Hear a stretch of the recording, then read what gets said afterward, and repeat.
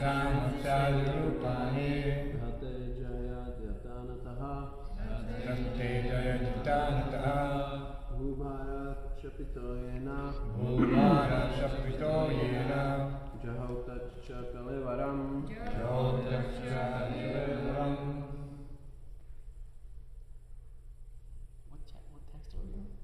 This is 115:35.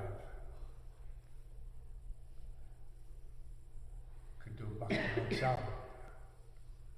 You have the verse there? No, but I can try. Yatha matsyadi rupani Yate jaya yathanata Bhubhara shapito yena Jahutacha kalevaram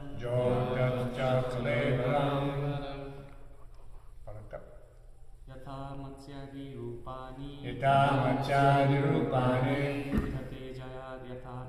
Dhate jaya yathanata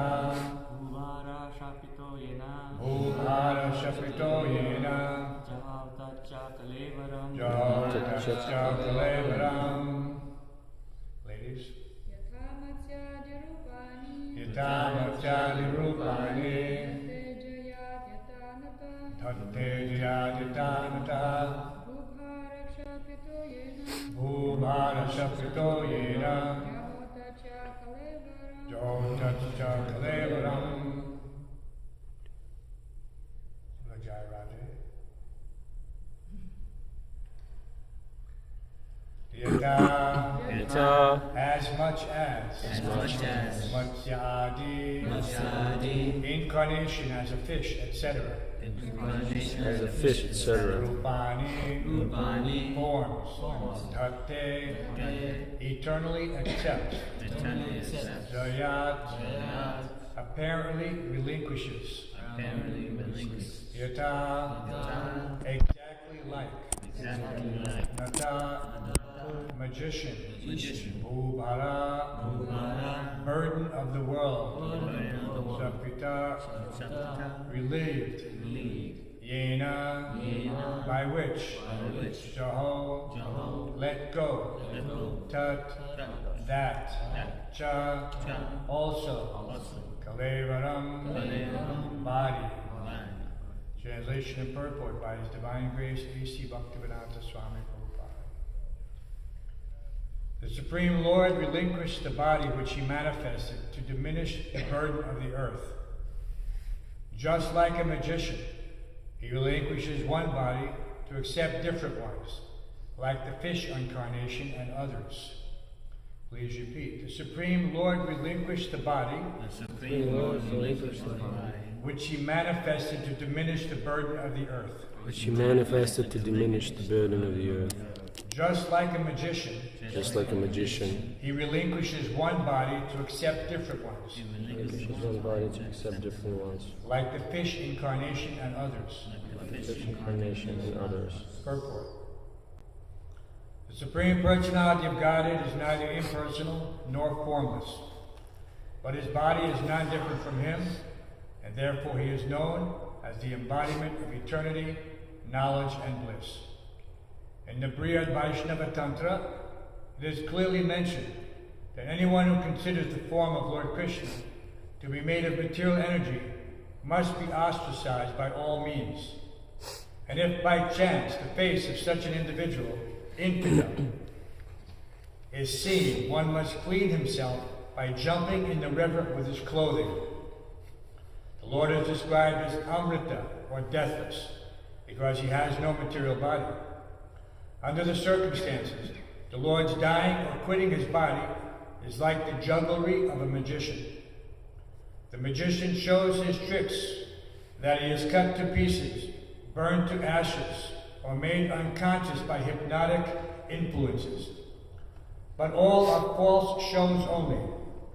Factually, the magician himself is neither burned to ashes, nor cut to pieces, nor is he dead or unconscious at any stage of his magical demonstration. Similarly, the Lord has His eternal forms of unlimited variety, of which the fish incarnation as was exhibited within this universe, is also one. Because there are innumerable universes, somewhere or other, the fish incarnation must be manifesting his pastimes without cessation.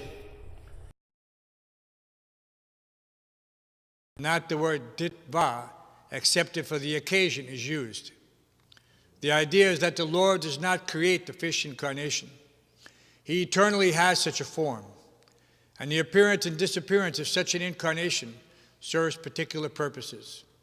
In the Bhagavad Gita 7:24-25, the Lord says, "The impersonalists think I have no form, that I am formless, but that at present I have accepted a form to serve a purpose, and now I am manifested. But such speculators are factually without sharp intelligence.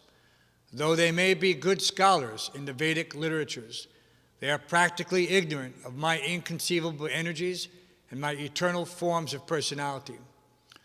The reason is that I reserve the power of not being exposed to the non-devotees by my mystic curtain. The less intelligent fools are therefore unaware of my eternal form, which is never to be vanquished and is unborn. In the Padma Purana it is said that those who are envious and always angry at the Lord are unfit to know the actual and eternal form of the Lord. In the Bhagavatam also it is said that the Lord appeared like a thunderbolt to those who are wrestlers. Shishupala, at the time of being killed by the Lord, could not see him as Krishna, being dazzled by the glare of the Brahmajyoti. Therefore, the temporary manifestation of the Lord as a thunderbolt to the wrestlers appointed by Kamsa, or the glaring appearance of the Lord before Shishupala, was relinquished by the Lord. But the Lord, as a magician, is eternally existent and is never vanquished in any circumstances. Such forms are temporarily shown to the asuras only, and when such exhibitions are withdrawn, the asuras think that the Lord is no more existent, just as the foolish audience thinks the magician to be burnt to ashes or cut to pieces. The conclusion is that the Lord has no material body, and therefore he is never to be killed or changed by his transcendental body. Om Jnana Timirandasya Gyananjana Shlakaya Chakshurmilitamina Tasmai Shri Gurave Namaha. Mukam Karoti Pachalam Pangum Lankayate Gurum Yat Kripatamaham Vande Shri Gurum Dirataram.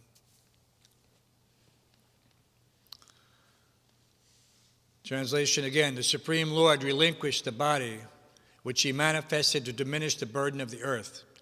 Just like a magician, he relinquishes one body to accept different ones, like the fish incarnation and others. So this is interesting. It's difficult for us to conceive even this simple aphorism, achintya beta beta tattva, simultaneously one and different. But this concept described here, Prabhupada says that the idea is that the Lord does not create the fish incarnation. He eternally has such a form. But these forms, existing simultaneously, appear for different purposes at different times. And time itself is a very fluid concept. Since to the Lord, time is noticeable by its absence. His eternally existent Sat, this Sat, Chit, and Ananda, of everything that we can understand, broken down into its most elemental understanding. Eternity, knowledge, and bliss. So there's a tendency, because this reflects to the uninitiated an impersonal concept. So here it's clear that the Lord has his eternal form. So that Sat means the Lord's eternal form. So we have an opportunity to appreciate how he enacts these pastimes. The Prabhupada wrote the teachings of Lord Chaitanya specifically to summarize these various eternality, principles, just like Chaitanya Charitamrita means the immortal life force. Right, so we see that here in the summary of the teachings of the Chaitanya Charitamrita, the teachings of Lord Chaitanya, Prabhupada goes into great detail about the Lord's various incarnations and aspects. Just like we earlier saw a small pamphlet, which is also from the Adi Lila, the 5 features of Lord Chaitanya. And then these 5 features are expanded into all these unlimited vigrahas. So all of these vigrahas are eternal, but they appear and disappear to our vision only based on the Lord's desire to enact a particular pastime or activity. So this analogy of the magician is very appropriate. You know, in the material world, people are very much entertained to see some illusion. Interesting concept. We're already in illusion. And the magician is here increasing the illusion, and we're amazed. But we're not amazed at the Lord's illusory potency. A matter of fact, because we cannot perceive it very clearly, and here Prabhupada alludes to that, moga samoga karmana, moga jnana vachetasaha. Because it takes purified intelligence. Prabhupada once in a lecture described very succinctly that one cannot have knowledge until he attains the platform of goodness. This is the basic knowledge. Shuddha Sattva produces that rarefied intelligence. It's like everyone in the material world is very eager to have filtered water. Why? Because they think that there are some impurities. So therefore, they're always trying to come up with some method. Reverse osmosis, carbon filtration, so many things. So, in that way, we can appreciate that there is purified intelligence. But what is that purified intelligence? It is achieved once one attains that level of the mode of goodness approaching Shuddha Sattva. Then he can become aware. We see when we're in the course of preaching, when we speak to someone, we can appreciate their grasp of these concepts of transcendence, of spirit and matter, of the duality of material and spiritual existence. And from a short conversation, we can custom tailor our delivery of spiritual life, just like the expert salesman. He understands what is it that you're looking for. What is the benefit you hope to achieve? Bhaktavatsal knows well this because he's very expert. So we have to appreciate. But it cannot be done artificially. It cannot be some mimicry, like the parrot, who only repeats what he has heard by some artificial method of memorization. He has no realization. These words are just empty sound vibration. They don't associate with any meaning. Just like if somebody mumbles, it's a sound vibration, but there's no meaning to it. So when we're speaking, when we're accessing these concepts, spiritual concepts, with our finer intelligence, which is attained by hearing and chanting, there's Vairagya Vidya Nija Bhakti Yoga. That this is coming how? Through this opportunity to engage in renunciation. So this, and what is that renunciation? What are we renouncing? What do we have to renounce?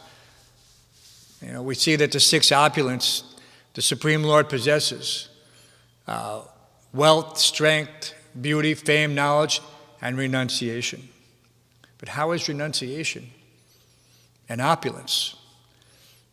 If you have nothing, as the song says, you have nothing to lose. See, so there's no, for a pauper, there's no question of renouncing it, at least in the material sense. But for that person who is eager to achieve the mercy of the Lord, the ability to access this higher knowledge, he has to first renounce his material conceptions. He has to become free from that. He's thinking, Ishvaraham aham bogi, siddhaham balavan sukhi. As long as one is thinking that I am the controller, Ishvaraham. Ishvara aham bogi, that I am the enjoyer.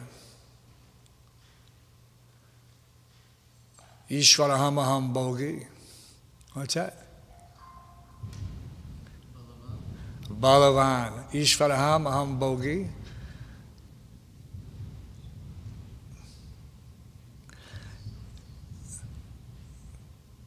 Nice verse, right?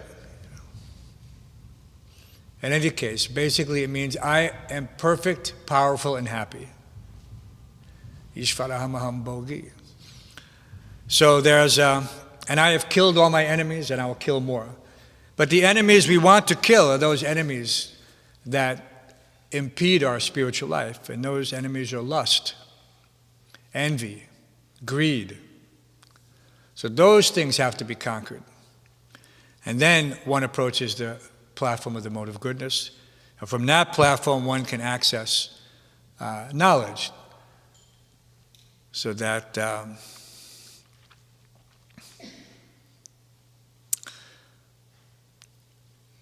Tada rajas tamo bhavo kama lobhadayas chaye cheta eter anavidam stitpam satpam prasidite. So one has to gradually elevate himself. Prabhupada said if there's no advancement up to the mode of goodness, then you are not, for all intents and purposes, making spiritual advancement. One has to continue. Otherwise, if he simply remains like dull stone, that he doesn't observe and he doesn't learn, Prabhupada gave that example in Mayapur. They were doing a morning walk. Everyone's been to Mayapur? So we have the perimeter called the boundary wall.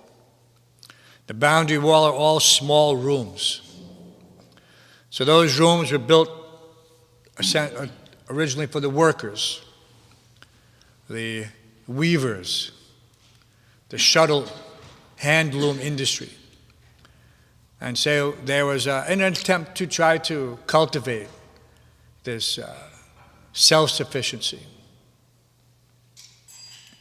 So you used to walk by and you'd always hear the click-clack of the shuttle. You know what the shuttle is? Shuttle is the piece of wood that they send back and forth attached to the yarn. It's click, click, click, click, and you get the warp and the weave of the cloth. So you could always hear that sound, if you were chanting anywhere in that area. And one time Srila Prabhupada was walking around that, and he came to the common bath, which is shared by the workers, because the rooms are small, there's no bathrooms. So the workers shared a common bath. And when Prabhupada passed by the bathroom, he was horrified, to say the least. Horrified. Such a filthy condition. So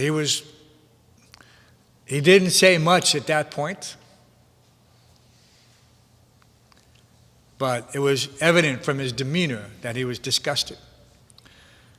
But when he gave the Bhagavatam class that morning, he brought up that point. that how this nasty situation could be ignored. He said if it can be ignored, it means that there is no reaction. You walk past a filthy place and there's no reaction, it means you must be of the same mode of ignorance. Otherwise, someone in a mode of goodness he cannot tolerate. He has to take action. So he gave the analogy that acid and acid, you mix them, there's no reaction. But if you mix acid and water, there's immediately a reaction. So in this way, he was trying to illustrate how, and he quoted that verse, Tada rajas tamo bhavo kama lobha desche. And one has to be rising, surpassing the modes of material nature, and coming to the mode of goodness. From the mode of goodness, Brahman means one who is situated in the mode of goodness. He cannot be in the mode of passion or ignorance. I mean, temporarily anybody can be in the mode of passion or ignorance. But that cannot be his platform of action. He cannot act on the platform of ignorance or passion. He has to act on the platform of goodness. He may utilize the mode of passion and ignorance. But if one is completely infected, then you have such a situation like this nasty toilet. That's what Prabhupada said, nasty toilet. So we have to guard against that. We have to appreciate how, here in this purport, the Lord is eternally existing in all His various manifestations. But we see them as they appear and disappear. And for us it appears that this has some chronology.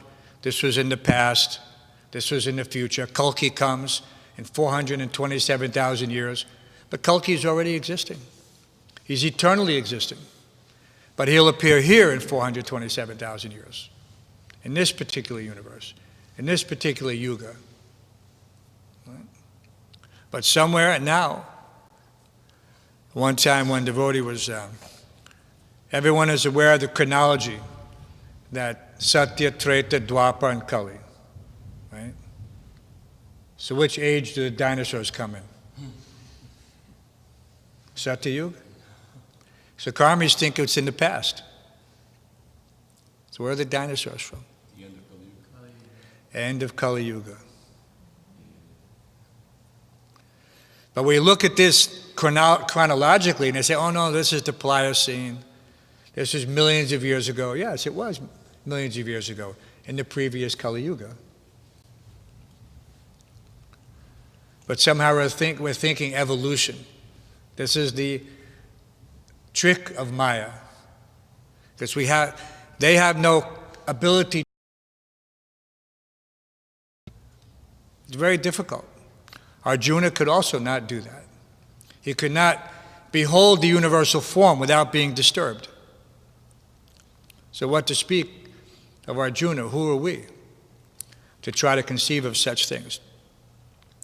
But if one reads carefully the Vedic literature, he gets the complete picture, and he's not bewildered. So but we're very fortunate to have access. You know, in the course of meeting those persons who have some influence, we should be able to clearly articulate and elucidate the philosophy, not to impress them with our grasp, but to give them an opportunity to be attracted that, oh, where is this knowledge coming from? Where do you get this from? And then we can say, yes, we have the most complete knowledge, the oldest knowledge. All right? It is the purest knowledge, because it gives direct perception of the self by realization. It is everlasting and joyfully performed. It is the perfection of religion. The perfection of religion is everlasting and joyfully performed, right? Raja Vidya. Raja Vidya Rajagoyam Pavitram Idamuttamam.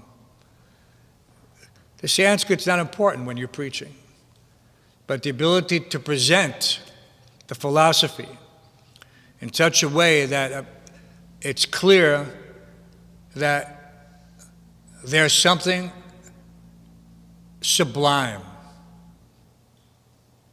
So a person should be able to appreciate that.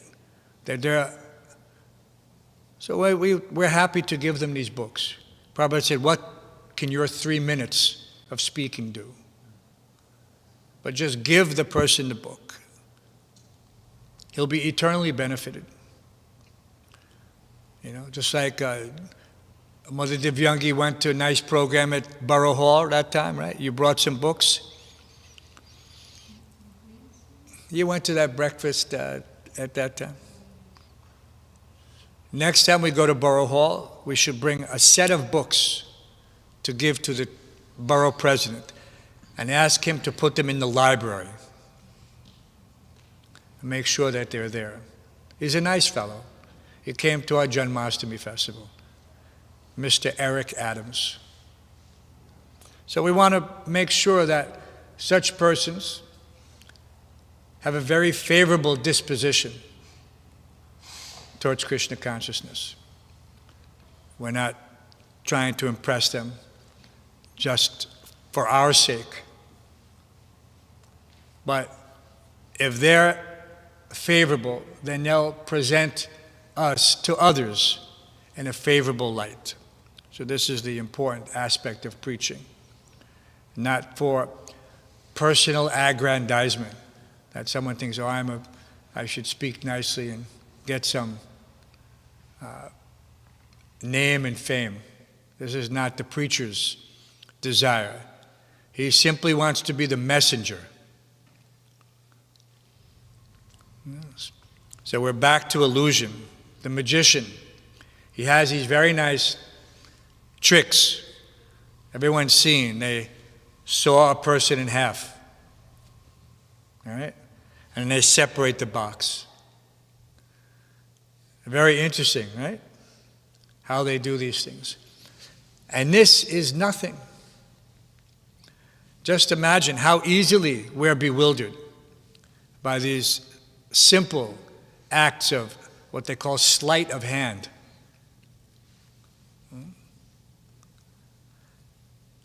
And the living entity is so bewildered that he thinks that he is the body. And he acts in this way for 100 years, completely an illusion. But there's just like hypnosis, Prabhupada also mentions hypnosis. One can be awakened by that expert person, the spiritual master, Sang Saradhavanalabhita Loka. Now he's pouring water on the fire of burning material existence. And what is that burning fire of material existence? This is illusion. This is the illusory understanding. And so when you put the fire out, again, you see that the original consciousness is revealed. And I am a servant. Jivera Swarupoi Nitya Krishnadas. So we shouldn't dwell on the Lord's disappearance in this fashion. So many people, at times, in the course of preaching, you'll find some person who says, "Oh, Krishna he died by the arrow of some,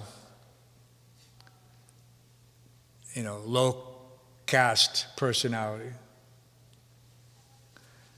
And interesting, the parallel, and they even use he was struck in the heel. And then they have their own mythology of Achilles. Achilles, is everyone familiar with the Greek Achilles heel? Achilles was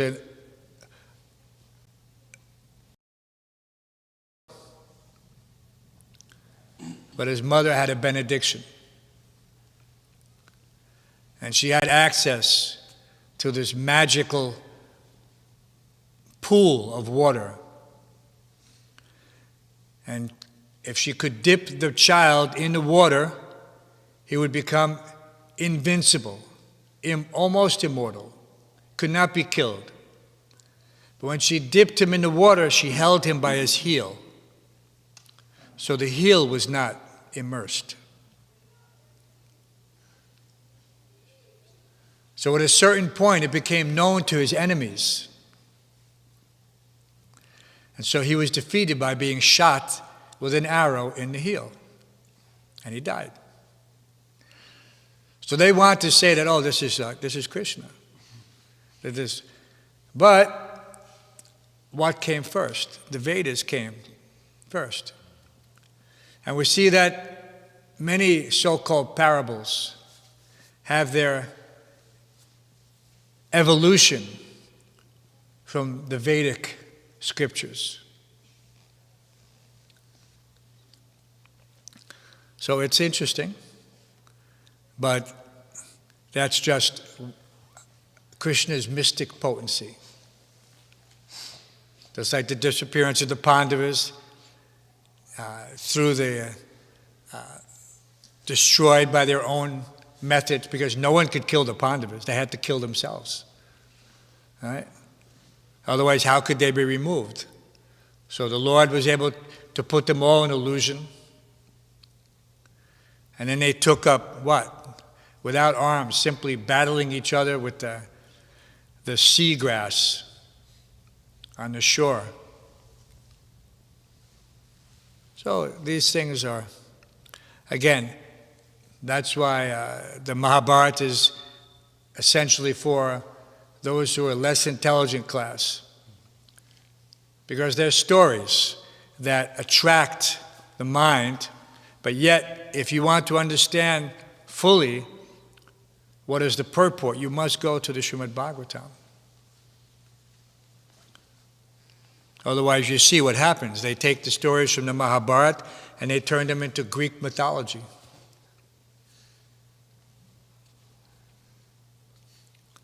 And this is then everyone gets this compounded illusion. Illusion covered by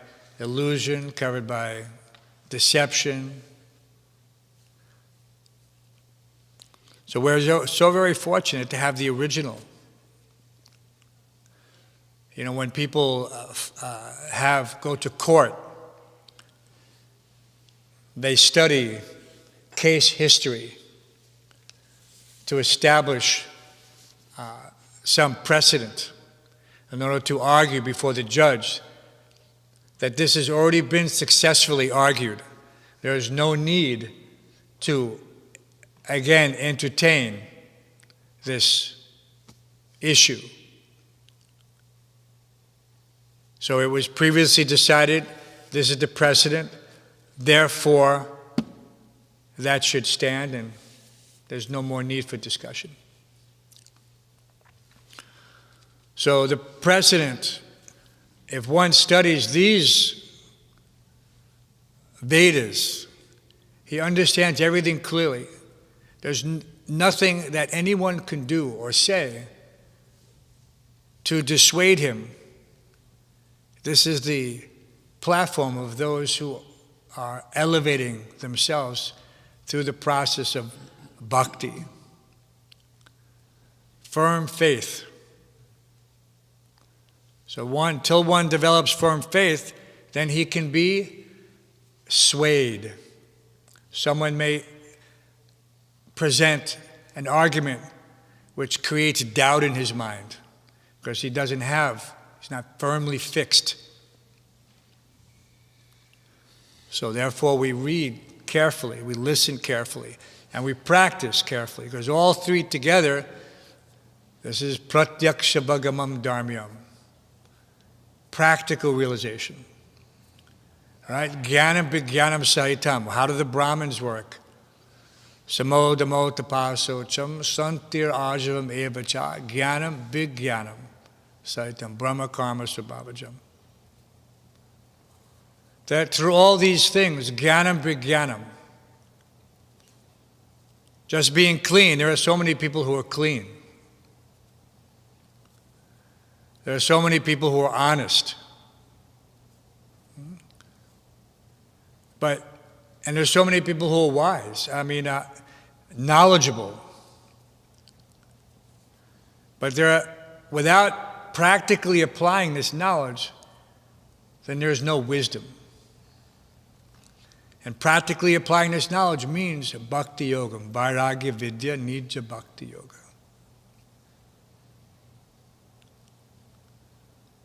So therefore, we're come together in the International Society for Krishna Consciousness. This is the vehicle that is given to us by His divine grace, specifically for this purpose, to come together. One can express any and all doubt, and there's ample opportunity to hear through sadhu sangha, through civil discourse, what is the conclusion.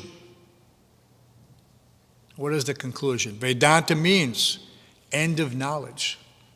The end of knowledge. There's nothing beyond this. But the unfortunate mundane wranglers, Naham Prakasha Sarvasya Yoga Maya Samanvataha. Naham Prakash. Krishna reserves the right. He doesn't have to reveal himself. In so many places he says the same thing. Just to emphasize that for the devotees, I am available. But for anyone else, and we see when we're speaking to some people, they just cannot. They're too engaged in the modes. You speak to them and they just want to put forward their own philosophy and concept. They cannot hear. There's that analogy of a full cup. If you have a full cup, you cannot put anything in it. It's just simply overflowing. So there's so many people, and they use that term, he's full of himself.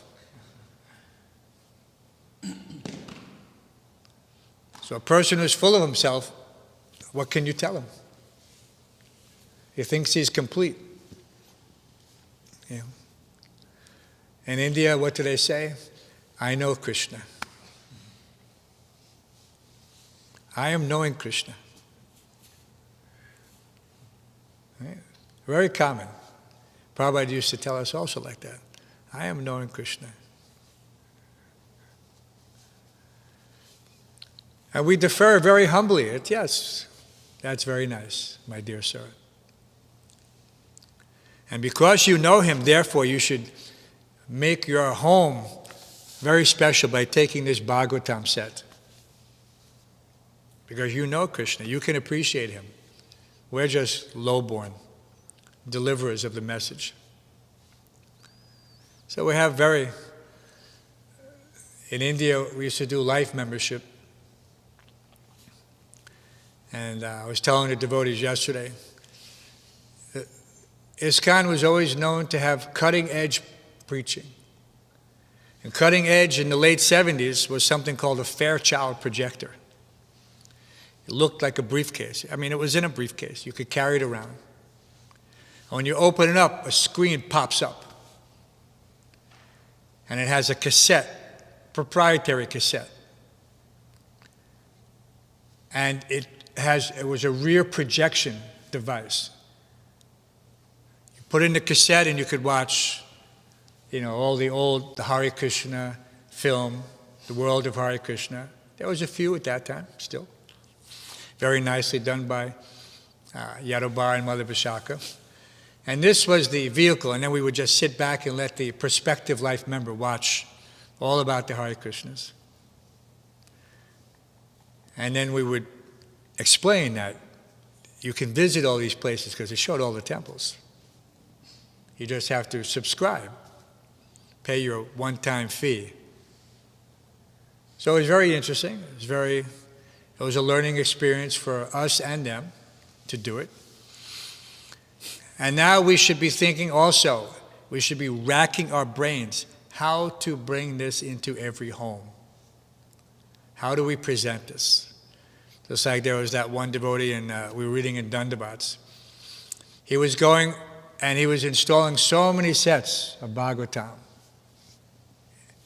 So one has to be very, how can you say, ingenious, using all of his intelligence to serve Krishna. How can I distribute these books? How can I distribute this philosophy? And then Krishna will give you the intelligence, like he gave that devotee in India. He was selling hundreds of sets in the course of 1 month, hundreds of sets. Just imagine if everyone was doing that everywhere, all over the world. So we have to do it, not just imagine. We have to do it. Otherwise we become complacent. We have a nice place to sleep, a nice place to eat, nice place to hang out and enjoy each other's company. But that is not our work. That is not our service. Our service is at the temple. It's just like you have your laptop or your phone. At night you plug it in and you charge it. And in the morning you unplug it. What does it say? 100%. Right? If it doesn't say 100%, there's something wrong with your battery. You're not taking a full charge. So just like that device, we have to make sure that we're attending the morning program, we're reading Prabhupada's books, we're chanting our rounds, and then we'll be 100%. And if we're 100%, then we can go out and we can preach. But if we go out with half a battery, we become weak very quickly. We have to come back in and get charged up again. So we want to be fully charged every day, because you never know who you're going to meet. You know, you could meet that person who has so much influence as to make it so easy for us to distribute books to every office in a particular company. You never know, is it?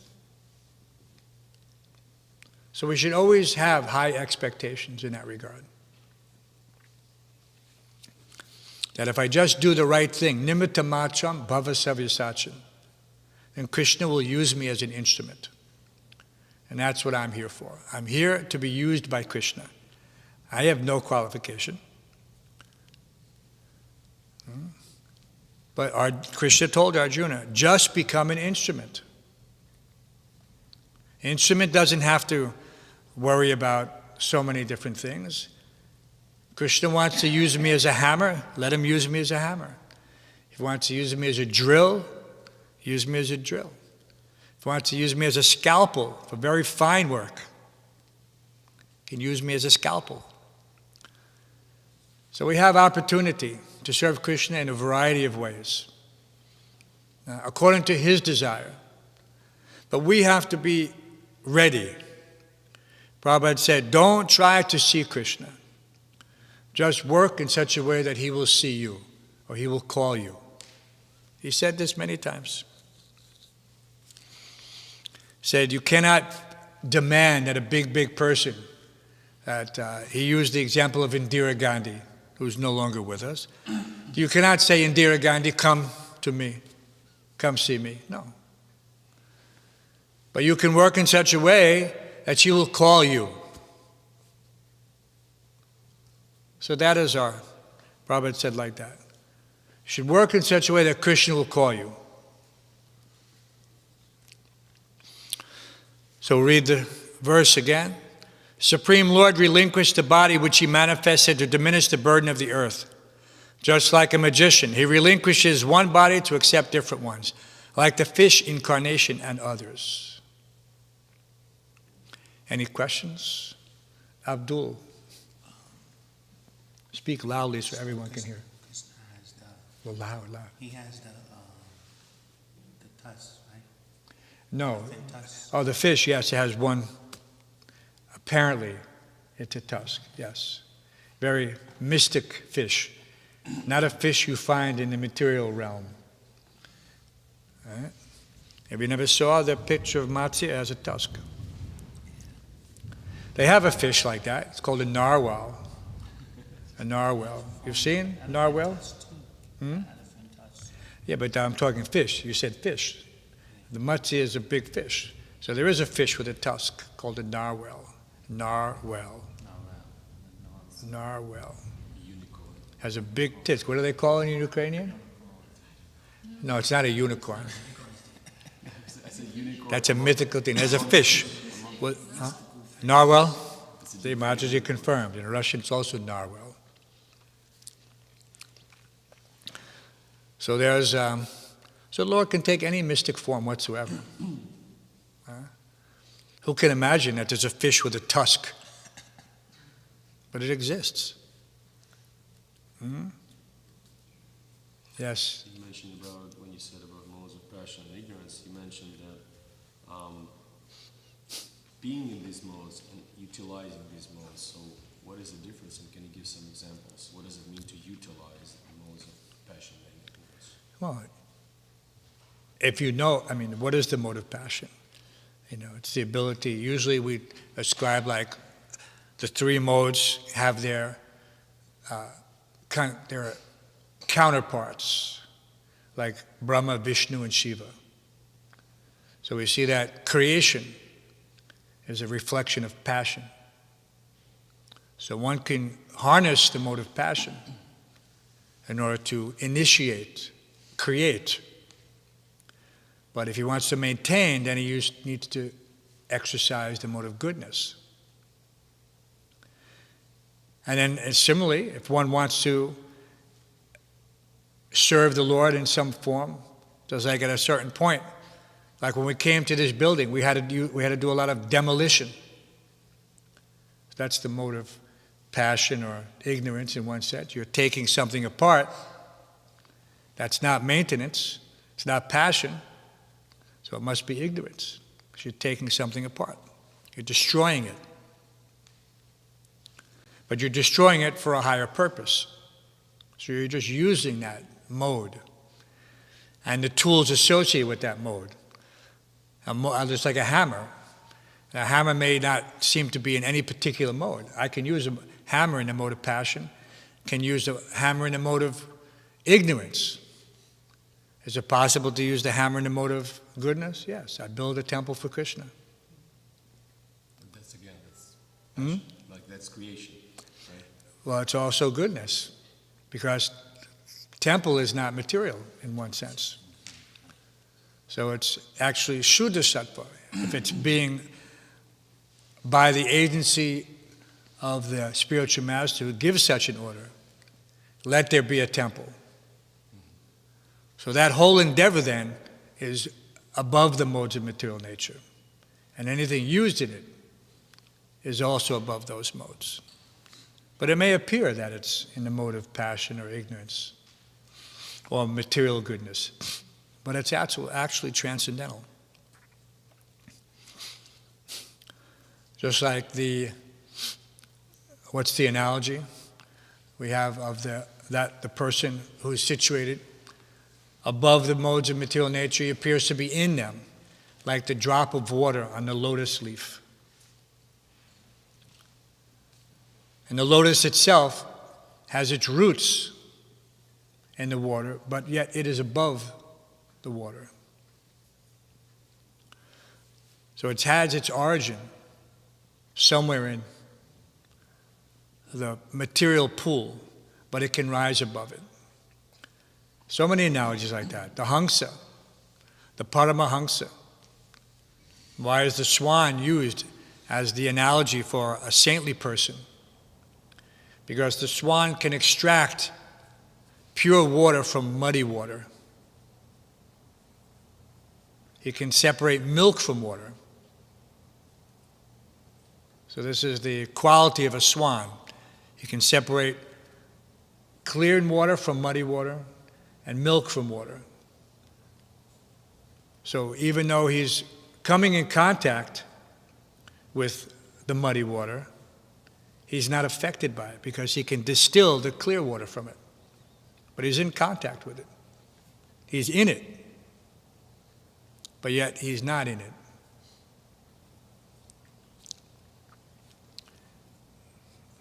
Any other questions? Mother Dibyanki. Thank you so much for the nice class. Yeah, it's a little... Thank you so much for the nice class.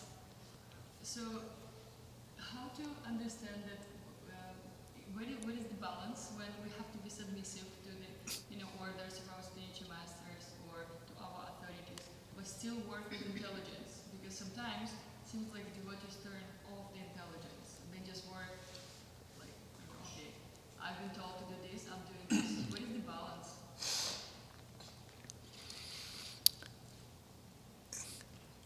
I mean, there is a topic, Prabhupada called it also, parallel authority. He used the analogy of train tracks. So the train tracks run parallel. There's a little deviation and the train is derailed. So one has to maintain that balance by understanding what is the order of the spiritual master and what is the order of Krishna. The two are not different. But at the same time, the spiritual master is the via media, according to our ability to understand.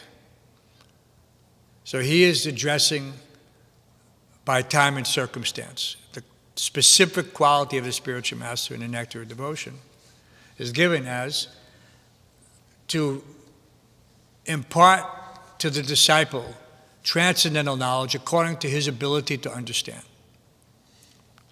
So if I am able to understand a certain level of instruction and I act on that, that instruction is the foundation for faith in the orders of the spiritual master. He sees that the spiritual master is not speaking anything different from Krishna. And then the authority, under the same line, it's not that there's, because the authority technically is the same, as long as the instructions are the same, but they may be of a more personal nature. The spiritual master may have a more intimate understanding of the disciple's particular mental condition, mental and spiritual condition. And therefore, because this is his specific quality, he knows how to tailor the philosophy in a custom way. Just like when you go to the store, you can buy so many shirts or blouses off the rack, right? That's what they call it, off the rack. Small, medium, large. But sometimes someone is in between small and medium, or medium and large. So he has to have it custom tailored. So he has to take it to a special person who knows how to do that. That special person is like the spiritual master. The shirt, the Vedas, everything is there. And one is very intelligent. He doesn't require any adjustment. He can understand everything as it is. But for some, they require some fine-tuning. So therefore, he approaches the spiritual master, tadvidi pranipatena pariprashnena sevaya. He tries to learn the truth by inquiring submissively and rendering service. Just try to learn the truth by inquiring submissively and rendering service. The self-realized soul can impart knowledge into you because he has seen the truth. And he can disseminate that truth to different persons according to their particular position. Just like an expert teacher. If a teacher sees that a student is not capable of understanding the concept presented, even though 50 other students are, he'll adjust it and say, well, look at it this way. He'll give a different perspective. Say, here, try to look at it this way. Break it down. So that's the teacher's expertise, is that he can give it, he can customize it. But it's not different. The essence has to be the same. And the temple authority, he is also connected. He knows what needs to be done. But sometimes the individual may not be competent or capable, fully competent or fully capable. He wouldn't be here if he wasn't competent and capable. But he may have some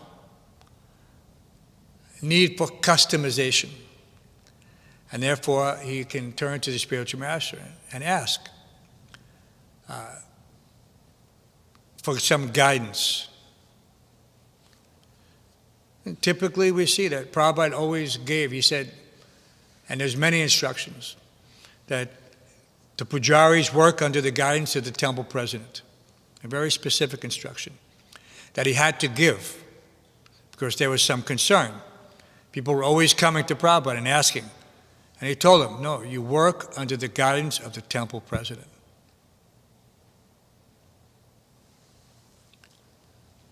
One time there was a devotee, and we're running late, so this will be the last analogy. The person was asking so many questions to Prabhupada, constantly bombarding Prabhupada with questions about, this was about Tulsi.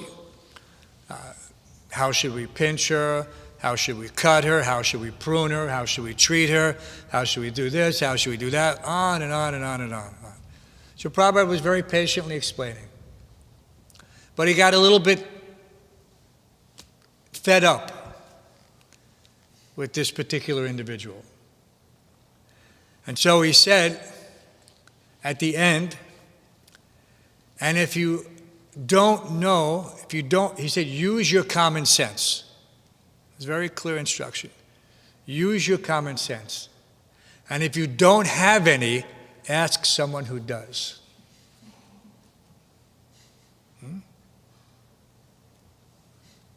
Very direct. Very direct. Prabhupada wanted you to use your common sense on certain issues. But if you don't, that means you turn to the authority. How to do this.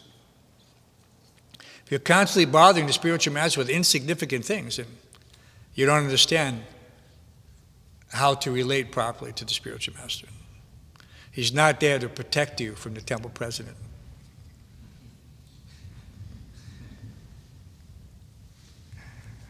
He's there to reinforce that, no, 99% of the time you listen to the temple president. And then the other 1%, you can come back to me. Yeah. We reserve our right to appeal to a higher authority. That's natural, that's there. And we saw that it was done in Prabhupada's time. Any other questions, comments, concerns? Quick one. What's your name, Prabhu? Nrsimha Chaitanya Das. You said that we have to be ingenious in preaching, and often we try to be ingenious, we are innovative, but we can deviate. So how not deviate while being ingenious? That's a good question. How to make sure that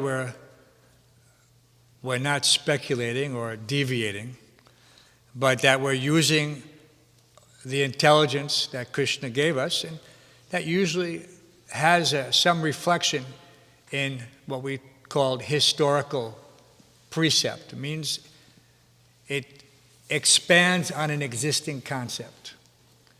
We saw that in the beginning the devotees were distributing books very simply. The first big books distributed were in exchange for payment of fuel, petrol. They just thought, let's see what happens. And it worked. They distributed a couple. So they thought, let's try it more direct and just ask for the direct donations. And so Krishna will give you some insight. Usually you could tell by the result if something is working. Just like we tried to distribute paraphernalia previously, records. But Prabhupada was not very happy with that. It brought in Lakshmi, but he said, this will not make devotees of the right caliber, quality. So it becomes revealed, usually quickly. And that's, and we're not operating in a vacuum.